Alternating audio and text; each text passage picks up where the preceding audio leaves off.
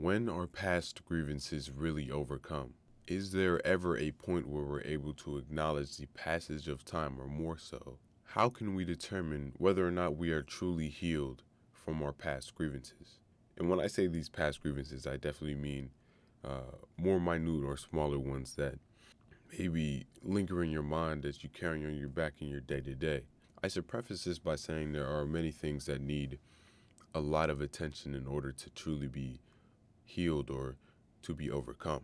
What I choose to profess is mainly in reference to general life and issues constructed by the mutterings of your ego and all things that have to do with a faulty perspective caused by a unstable society. I believe that this modern healing culture or aroma is creating a dichotomy between parts of ourselves. We, for the sake of healing or for the sake of some small short-term gratification, separate our issues from ourselves as if they are entirely different parts of us, as if they have nothing to do with who we are, as if they are a part of our identity, but a part of us that we've relinquished, something that we feel like we've overcome just by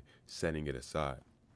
And I think what we need to realize is we need to be careful what we put behind us, because that's what we end up carrying on our back. We allow some of these thoughts and repeated overthought to be neglected and almost turned into some form of willful ignorance. We often hide from these parts of ourselves until they find us.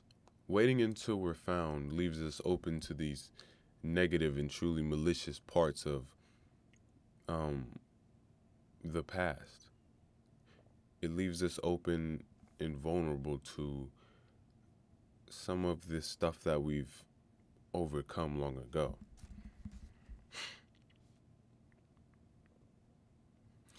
And the funny thing about the past and things within rememory is typically you're only able to manifest one feeling through your memory. And with things like these small grievances and mundane occurrences that kind of labor our minds, they tend to be negative, and holistically so. It's as if in the time at which it was present, when it was happening, it had a junction of emotions and ways of interpretation. But once we kind of place that into our rememory, we forget all those aspects of it that made it holistic and only remember the parts of it that made it bad. This reality of the present becomes delusion of the past. And with things in the subject of delusion and reality as it pertains to your perception of the past, I think that for things to truly be overcome or to make sure that these things don't come back to get you, you have to have some sort of conscious effort put towards these issues. That's why I think that even with this like healing aroma that's around us, we still find ourselves being conquered by things that we handled a long time ago. It's as if because we have somewhat of a short-term gratification way of dealing with our own issues, that they tend to not be handled to the full magnitude and always come back. I think that self-care plays a major role in the generation of mental fortitude. Those who can consciously aid themselves, like a man who's willingly not drinking the poison of his own creation. Like before you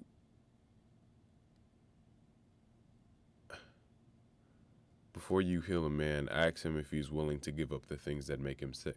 And what's making us sick is what we fail to give ourselves. And what we fail to give ourselves, we seek in others. When we are tired, we are attacked by things we conquered long ago. We shun the past and neglect the power within the present. And all of this, I believe, stems from a fear of what we've encountered, what we've experienced. But he that dares not grasp the thorn should never crave the rose. We must accept things in all and whole in the moment, rather than selecting pieces and parts, and acknowledge that even memories of the past are subject to the bias of the mind even more so, because that's where they're stored. We also need to kind of take the time to kind of, if need be, force a perception upon these memories, rather than letting the mind tell you how it was, or rather than letting the mind cloud your judgment about this certain situation. Again, this is general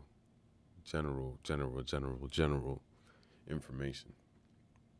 I feel as if there are things in life at which we can't change the perspective. Some things are truly negative, but as it pertains to things like negative self-worth and things that impact our mental image of ourselves, constructed by ourselves, I feel like those sort of things are the things that we can target to impact. The present is all that is, and the past is merely a memory. Past is just a memory of the present pushed back for the sake of making sense.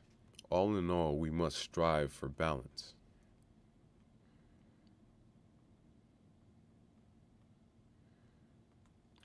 Ground your physical perspectives while also giving direct attention to your mind, giving direct attention to your spirit or soul or whatever avenue of self you practice. I feel like oftentimes we focus on one or the other and don't give ourselves time to rest. And the thing about rest and relaxation is we have to do stuff in order to let ourselves relax. Just like after a workout, you're going to be like, I need some rest. You're going to lay in your bed and you're going to feel like you're actually resting. We have to somewhat put that mental effort in for our own mental in order to give it time to truly relax.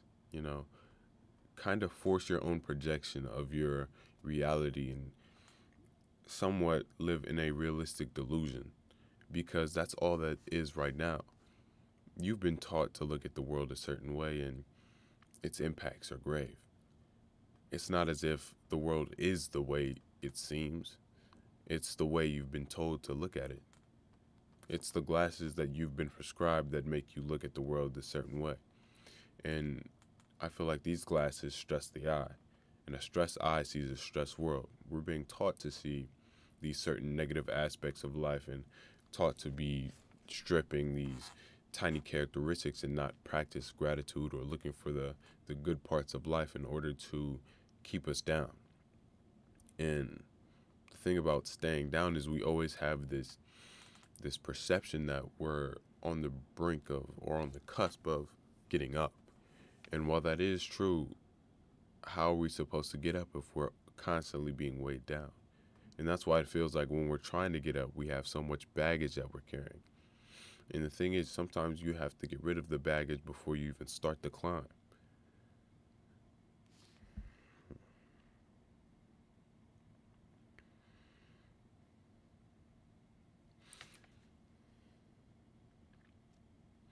We have to practice better self-awareness, and more so to aid our own mental and aid our journey in this world.